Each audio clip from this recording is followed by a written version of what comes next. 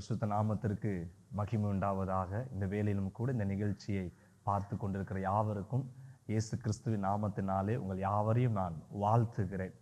ஒவ்வொரு நாளும் இந்த நிகழ்ச்சியை எதிர்பார்ப்போட மிகுந்த ஆசையோடு இந்த நிகழ்ச்சியை நீங்கள் பார்ப்பது எனக்கு ரொம்ப சந்தோஷம். நிச்சயமாகவே உங்களுக்கு இந்த நிகழ்ச்சியின் மூலமாய் தேவன் பேசுகிறார்.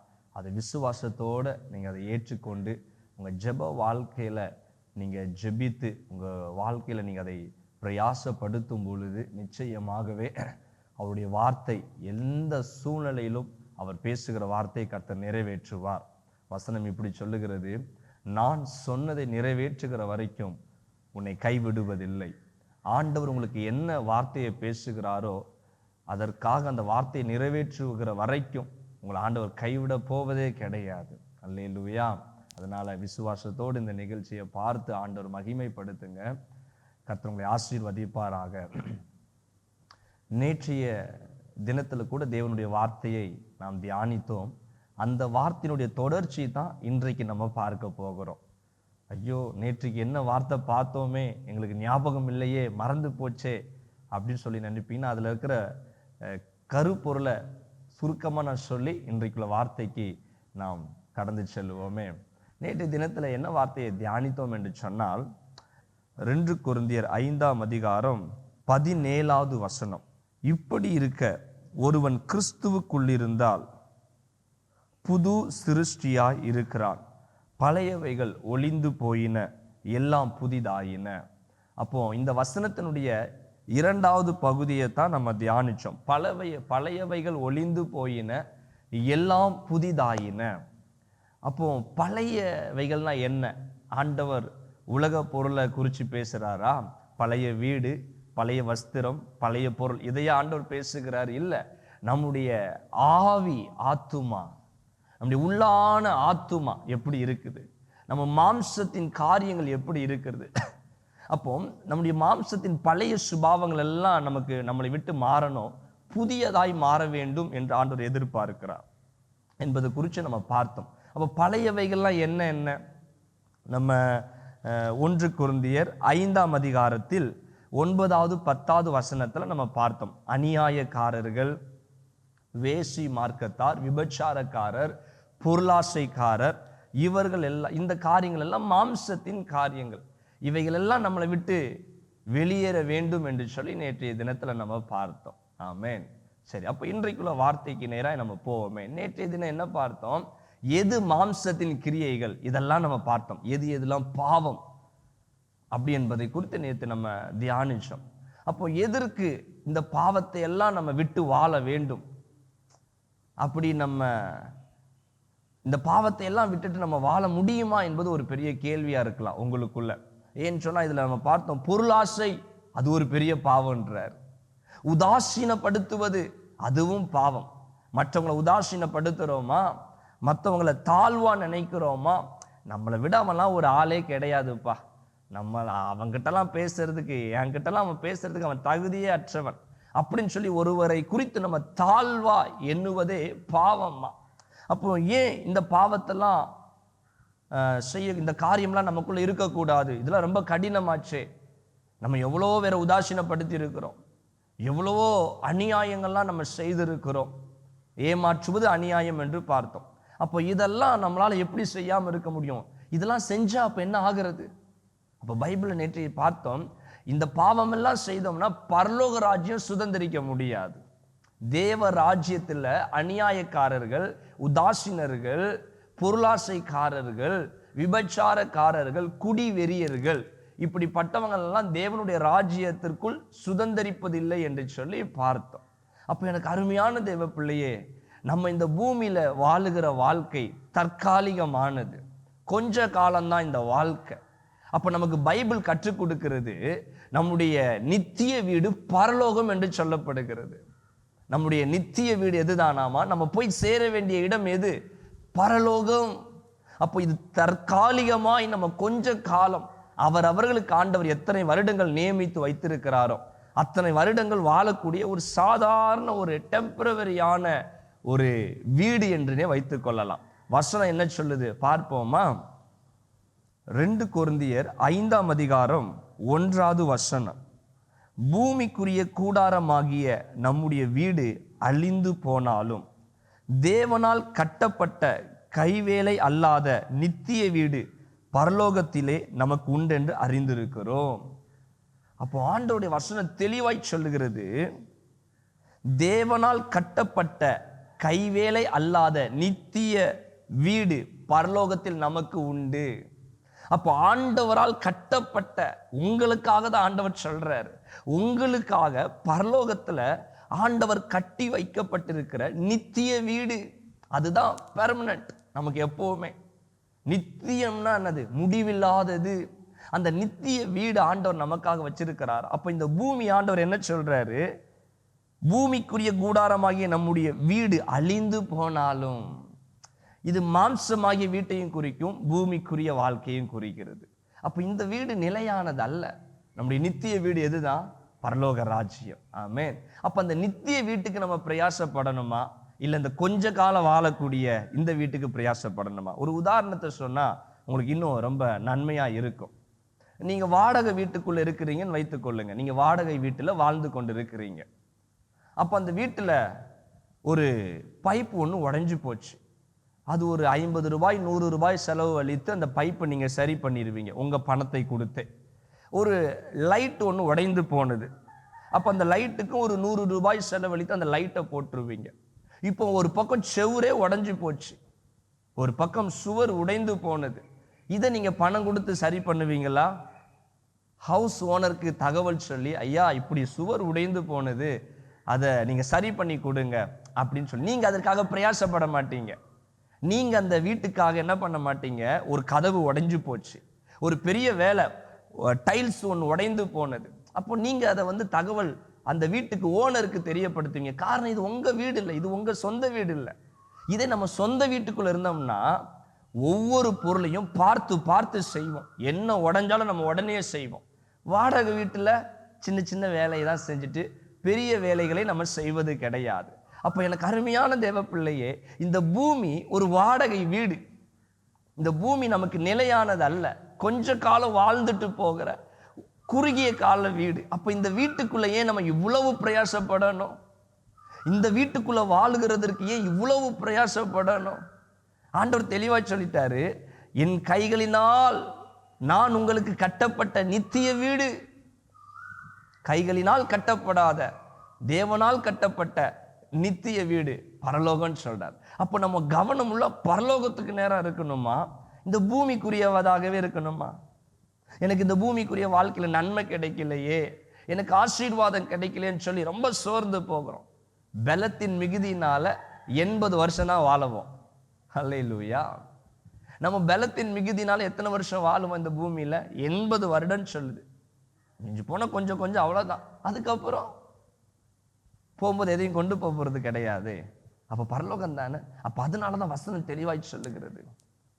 அப்போ தேவ ராஜ்யத்துல சுதந்தரிக்கணும்னா இந்த உலகத்துல வாழும் பொழுது நம்ம ஆண்டவருக்கு பிரியமாய் வாழணும், பரிசுத்தமாய் வாழணும்.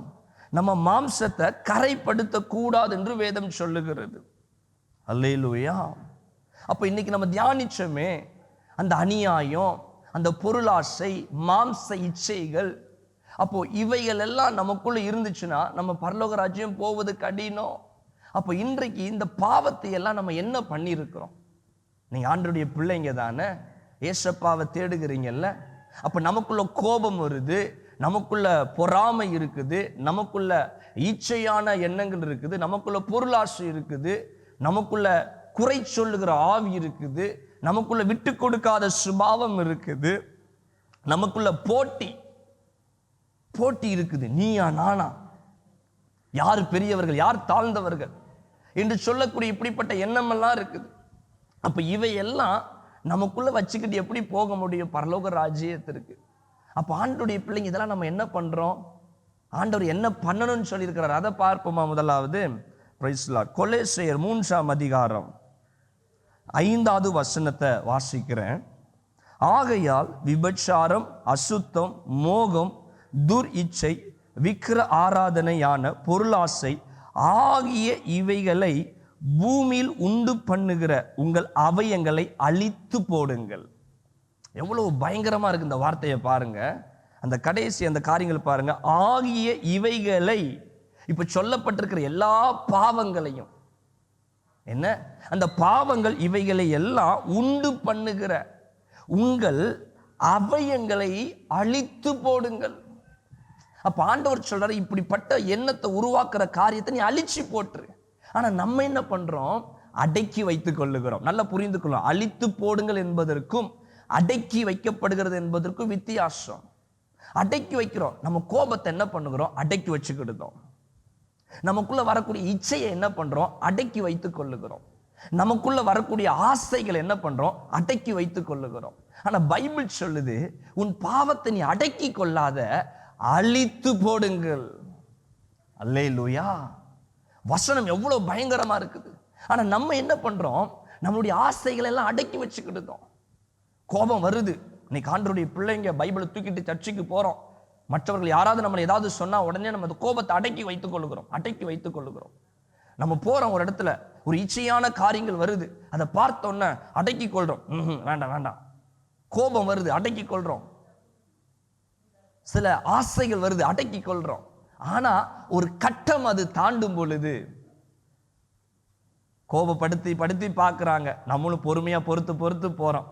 ஒரு கட்டம் வரும் பொழுது நம்ம சொல்றோம், என்னை ரொம்ப சோதிக்காத, நான் பழைய மாதிரி இருந்தேன்னா அவ்வளவுதான், என்னை பழைய மாதிரி நான் ஆக்கிராத, எனக்குள்ள தூங்கிட்டு இருக்கிற சிங்கத்தை தட்டி எழுப்பிடாத. அப்படின்னா என்னது? உள்ள தூங்கிட்டு இருக்குன்னு அர்த்தம். நம்ம கோபம் அழியல, அடக்கி வச்சிருக்கிறோம். நம்ம ஆசைய அழிக்கல, அடக்கி வச்சிருக்கிறோம். அதனாலதான் பாவம் அப்பப்போ வெளியே வருது. இப்போ உதாரணத்துக்கு இப்போ இந்த டிவியில் நாங்கள் போட்டு காட்டுறோம் பாருங்க. ஒரு பெரிய டேம், அணைக்கட்டு இருக்குது. அந்த அணைக்கட்டில் எவ்வளோ தண்ணி இருக்குது பாருங்க. அந்த தண்ணீரெல்லாம் அந்த அணைக்கட்டை வாசல் போட்டு அடைச்சி வச்சிருக்கிறாங்க. அப்போ அந்த தண்ணி வெளியே வராது. அந்த வாசல்ல ஷட்டர் போட்டு அவ்வளவு தண்ணீரை அடக்கி வைத்திருக்கிறாங்க. இப்போ அந்த ஷட்டரை திறக்கும் பொழுது என்ன ஆகுது பாருங்க, அந்த தண்ணீர் எப்படி பாய்ந்து வருது பாருங்க. ஏன் இத்தனை நாள் அது வரல? காரணம், அதை ஷட்டர் போட்டு அடைச்சு வச்சிருந்தாங்க. இப்போ அந்த ஷட்டரை திறந்த உடனே தண்ணீர் பாய்ந்து வருது. அப்போ நம்ம வாழ்க்கையிலையும் சில மாம்சத்தின் காரியங்களை நம்ம அடக்கி வைக்கிறாங்க. எனக்கு அருமையான தேவ பிள்ளைங்களே, அடக்கி வைப்பீங்கன்னு சொன்னா, இன்று இல்லைன்னா என்றாவது ஒரு நாள் உங்களுக்குள்ள அந்த பாவம் மறுபடியும் தலை தூக்கும், எட்டி பார்க்கும், உங்களை பாவம் செய்ய தூண்டும். அதனால வசனம் தெளிவாய் சொல்லுகிறது, உங்கள் அவயங்களை அழித்து போடுங்கள். இப்போ நீங்க நினைப்பீங்க, அவயங்களை அழிச்சு போட்டுணுமா? அப்போ என் கண்ணு பாவத்தை பார்த்துச்சுன்னா என் கண்ணு அழிச்சிடணுமா? என் கை ஒரு பாவத்தை செய்து அப்ப என் கையை அழிச்சிடணுமா? வசனம் என்ன சொல்லுது? இயேசு கிறிஸ்து என்ன சொன்னார்? உன் கண் உனக்கு இடரலா இருந்தால் 2 கண்ணோட நீ நரகத்துக்கு போவதை பார்க்கலாம், ஒரு கண்ணோட பரலோகத்துக்கு போகலான்னு சொல்றார். உன் கை உனக்கு இடரலா இருக்குன்னு சொன்னா 2 கைகளோடு நீ நரகத்துக்கு போவதை பார்க்கலாம், ஒரு கையோட நீ பரலோகத்துக்கு வருவது நலன்தான்னு சொல்றாரு. அப்போ ஆண்டவர் சொல்றாரு, உனக்கு எது இடரலா இருக்குதோ அதை அழிச்சு போடுன்றார். ஆனா இன்னைக்கு நம்ம அதை அழிக்க மாட்டேங்கிறோம். உங்களுக்கு தெரியுது, என் வீட்டுல டிவி என்னை இடரல் பண்ணிக்கிட்டே இருக்குப்பா. என்ன பண்ணுங்க? கேபிளை கட் பண்ணுங்க. ஐயோ, கேபிளை கட் பண்ணிட்டா இந்த நிகழ்ச்சியை பார்க்க முடியாதே. ஆமா, காலையில இருந்து வேற எது இல்லாம பார்த்துட்டு ஒரு அரை மணி நேரம் இந்த நிகழ்ச்சியை பார்க்கறதுனாலயா எந்த பிரயோஜனமும் கிடையாது. உங்க போன் உங்களுக்கு இடரலா இருக்குதா? போன் எடுத்து ஓரம் வைங்க, வேண்டாம், யூஸ் பண்ணாதீங்க. அப்போ நீங்க உங்க மாம்சத்தை கர்த்தருக்குள்ள ஒப்பு கொடுக்கணுங்க. வசனம் சொல்லுது, அந்த வசனத்தை வாசிச்சா உங்களுக்கு அழகா இருக்கும். ரோமர் 6ஆம் அதிகாரம் 6ஆம் வசனம் என்ன சொல்லுகிறது? அதை பார்ப்போமே. நாம் இனி பாவத்திற்கு ஊழியம் செய்யாதபடிக்கு பாவ சரீரம் ஒளிந்து போகும் பொருட்டாக நம்முடைய பழைய மனுஷன் அவரோடு கூட சிலுவையில் அறையப்பட்டது என்று அறிந்திருக்கிறோம். அப்ப எனக்கு அருமையான தேவ பிள்ளையே, ஆண்டவர் சொல்ற, உங்க சரீரத்தை நீங்க யாரோட அரைஞ்சிடணும்? உங்க பாவ சரீரத்தை சிலுவையில் அறைந்திடணும். சிலுவையில் அரைஞ்சிட்டு திருப்பி அது வரக்கூடாது. இப்ப இயேசு கிறிஸ்து சிலுவையில் அறையப்பட்டார். அறைந்த பிறகு, அவர் மரித்த பிறகுதான் அவர் சிலுவையிலிருந்து இறக்கினார்கள். மீண்டும் 3வது நாள் அவர் உயிர் தெழுந்தார். எதற்காக உயிர் தெழுந்தார்? மரித்தது நம்முடைய பாவத்துக்காக, உயிர் தெழுந்தது மீண்டும் நம்மளை பரலோக ராஜ்யத்திற்கு அழைத்து கொண்டு போகும்படியாக.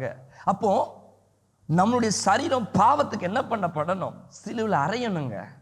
நம்ம சும்மா சட்டையை தூக்கி ஒரு ஆங்கர்ல மாட்டி வைக்கிற மாதிரி அப்பப்போ பாவத்தை விட்டுட்டு திருப்பி பாவத்தை செஞ்சிருந்தோம். இந்த குடிக்கிற பழக்கம் உள்ள மனிதர்கள் நல்லா குடிச்சிட்டு இனி நான் குடிக்கவே மாட்டேன்னு சொல்லுவாங்க. பொய் பேசுறவங்க இனி நான் பொய்யே பேச மாட்டேன்னு சொல்லுவாங்க. ஒவ்வொரு வருஷத்துலையும் டிசம்பர் மாதம் 31ஆம் தேதி வந்துச்சுன்னா இனி இந்த பாவத்தையும் நான் செய்ய மாட்டேன்னு சொல்லுவாங்க. மறுபடியும் கொஞ்ச நாள் கழிச்சு திருப்பி அந்த பாவம். அப்ப இந்த பாவத்தை சட்டையை போல மாட்டி விட்டுட்டு திருப்பி எடுத்துக்கிறது. ஆனா ஆண்டவர் சொல்றாரு, சிலுவையில உன் பாவம் என்ன பண்ணப்படணும்? அறையப்படணும். ரொம்ப கடினமா இருக்குதோ இன்னைக்கு ஆண்டவருடைய வார்த்தை? எனக்கு அருமையான தேவ பிள்ளையே, நம்ம மாம்சத்துல பாவ பழக்கம் நமக்குள்ள இருக்குன்னா பரலோகம் போக முடியாதுங்க. அதனால இருக்கிற காலங்கள் நம்முடைய சரீரத்துல பாவங்கள் அணுக விடாதபடிக்கு நம்மளை பாதுகாத்து கொள்ளணும். அப்ப நீங்க நினைப்பீங்க, நான் அப்படித்தான் நினைக்கிறேன், நான் பாவம் செய்யக்கூடாதுதான் நினைக்கிறேன், நான் குடிக்க கூடாதுன்னு நினைக்கிறேன், நான் கெட்ட வார்த்தை பேசக்கூடாது என்று தான் நினைக்கிறேன், விபச்சார எண்ணங்கள், தேவையில்லாத இச்சையான காரியங்களை நான் பார்க்க கூடாதுன்னு தான் நினைக்கிறேன், ஆனாலும் நான் அதை செஞ்சிருந்தேன், நான் செய்யக்கூடாதுன்னு தான் நினைக்கிறேன், ஆனாலும் நான் செஞ்சிருந்தேனே.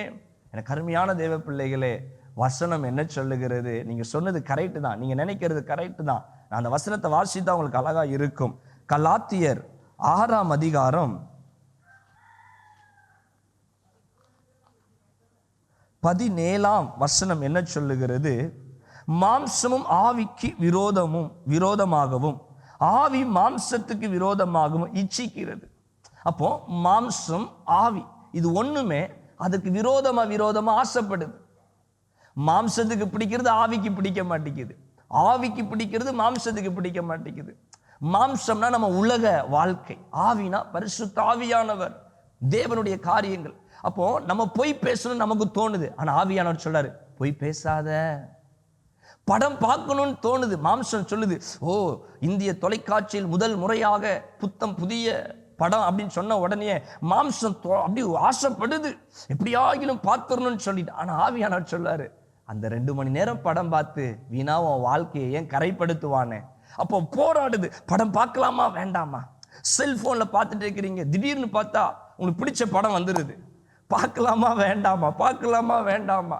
ஆவியானவர் சொல்வாரு, இதே கண்களில பார்த்துட்டு என்னை எப்படி நீ தரிசிக்க முடியும்?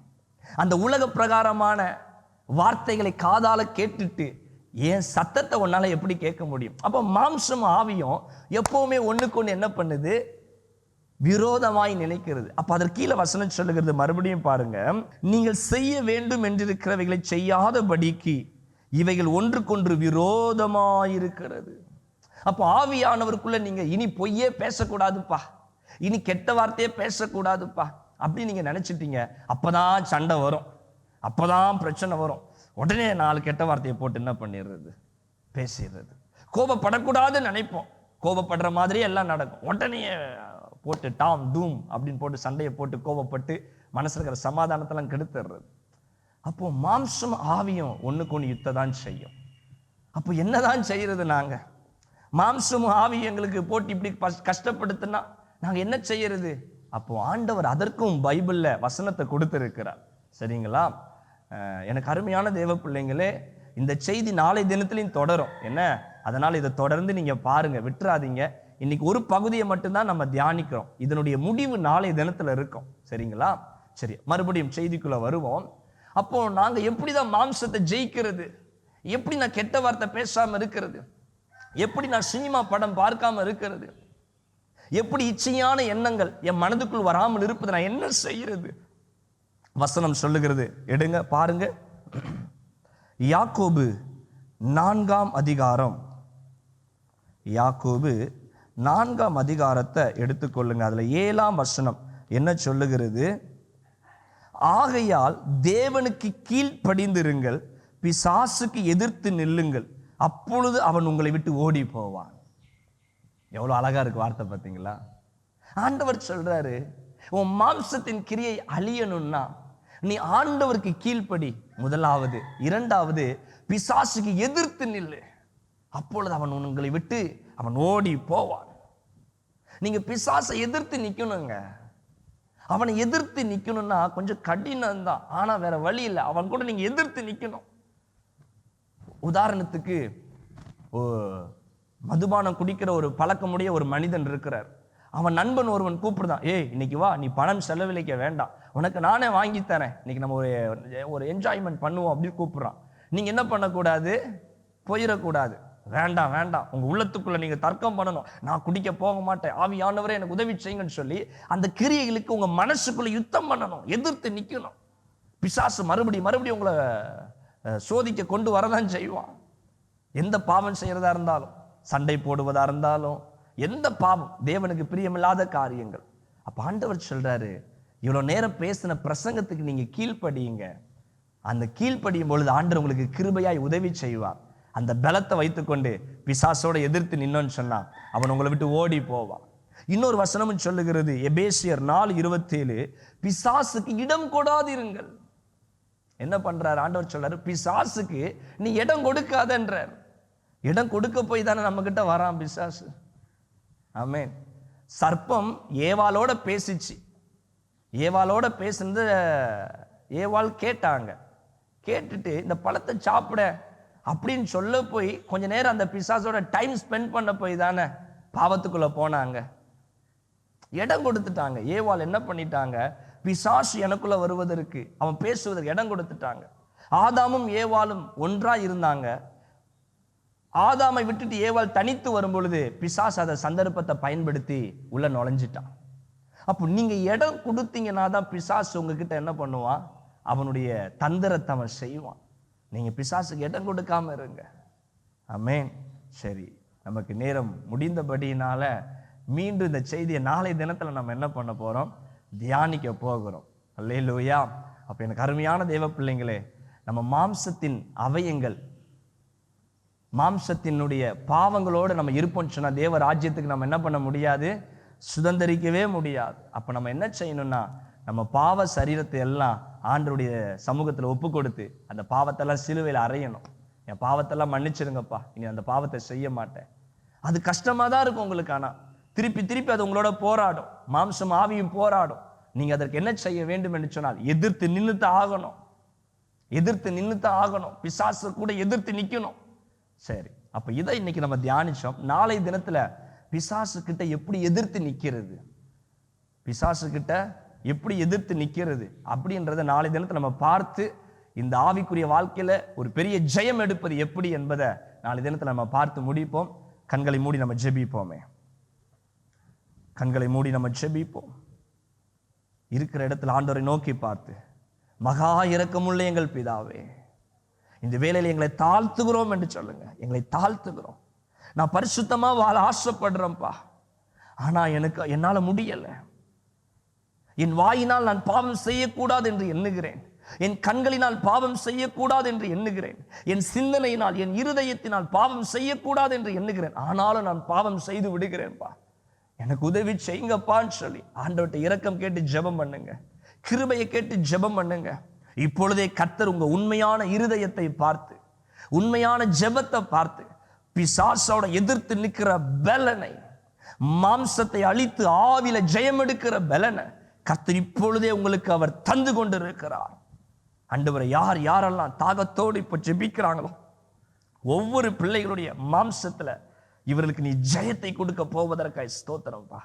விசேஷமாய் நாளை தினத்திலே நாங்கள் தியானிக்கும் பொழுது ஆவியானவர் எங்களோடு கூட இருப்பீராக. இவ்வளவு நேரமா இந்த நிகழ்ச்சியை பார்த்த பிள்ளைகள் குடும்பமாக ஒவ்வொரு பேரையும், அவங்க இந்த சகோதரர் சகோதரி, அவங்க பிள்ளைகள், அவருடைய தாய் தகப்பனார்கள் என்று சொல்லி குடும்பத்தில் இருக்கிற எல்லா பிள்ளைகளையும் நீங்க ஆசீர்வதிங்கப்பா, ஆசீர்வதிங்க.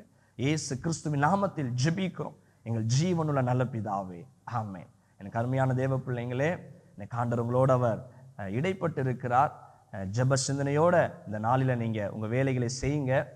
கர்த்தர் உங்க கூட அவர் இருப்பார். நாளை தினத்துல கூட இந்த நிகழ்ச்சியை தொடர்ந்து பாருங்க. கர்த்தர் தாமே உங்களை யாவரையும் ஆசீர்வதிப்பாராக. கர்த்தர் உங்க கூட இருப்பார். ஆமென். ஆராதிப்போமே அவரை முழுமனதாய்.